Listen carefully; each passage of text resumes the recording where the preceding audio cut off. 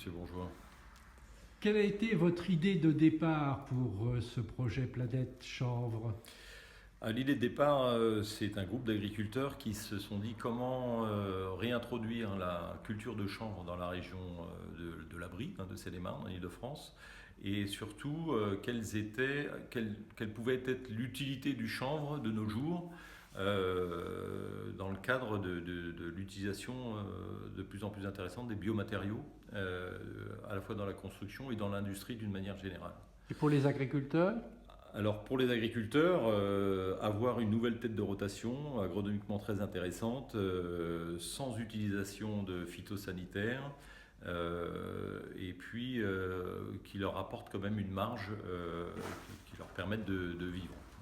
Alors comment vous avez eu l'idée de construire cette usine?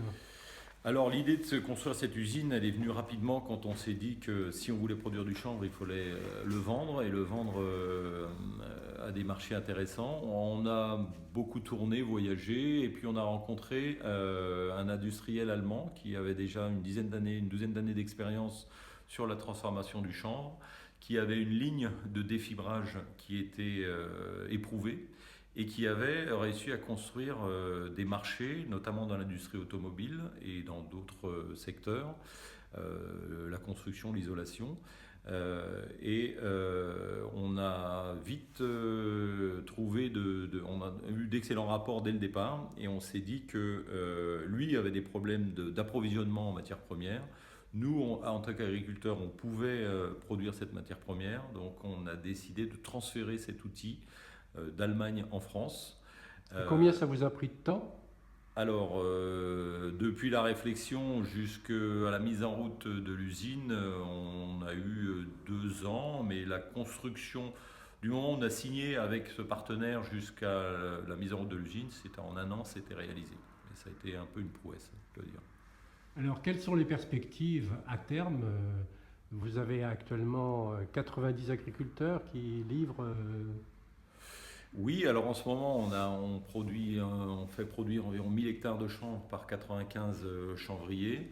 Ce qu'on aimerait à terme, c'est pour pouvoir vraiment que cette production décolle, c'est trouver des débouchés pour nos matériaux, pour nos produits, notamment dans le monde du bâtiment, valoriser la chanvotte ou la fibre dans l'isolation et dans la construction.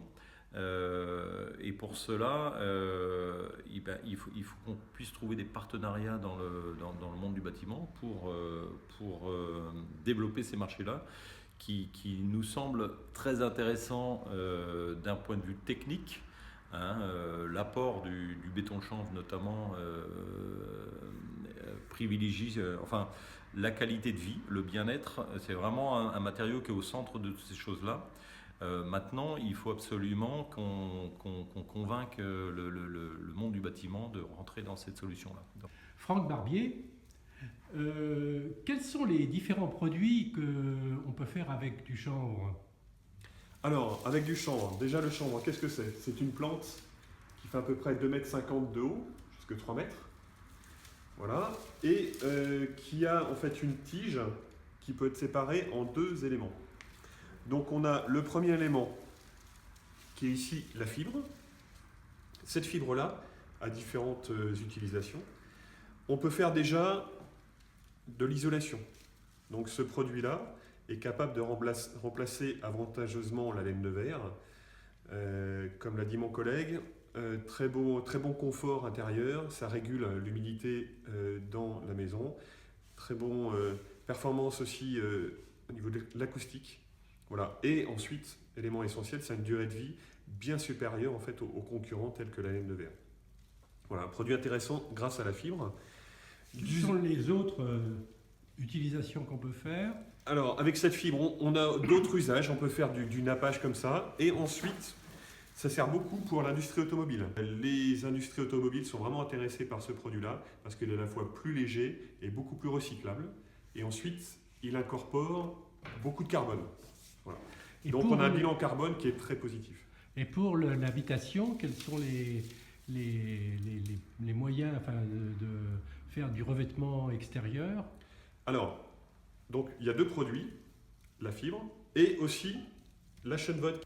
Donc une fois qu'on a enlevé la fibre de la tige de chanvre, on obtient de la Chunvolt qui est là. Donc ce produit est très léger, très isolant. Et ça nous permet une fois que c'est mélangé avec de la chaux, d'obtenir un matériau ici très performant, qui peut être appliqué en intérieur ou en extérieur d'une maison. Le plus efficace, c'est de projeter ce mélange-là avec une projeteuse, type en fait une projeteuse pour faire de l'enduit. Et on a une rapidité d'exécution lors de la réalisation de chantier. Et ensuite, un rendu grâce à l'isolation extérieure qui permet d'avoir un temps de mise en œuvre déjà très court et pas besoin en fait de déménager. Et ensuite, une très belle performance dans le temps. Voilà. Une régulation de l'hygrométrie. Voilà. Donc vraiment un gros avantage dans l'habitation, dans l'isolation des habitants.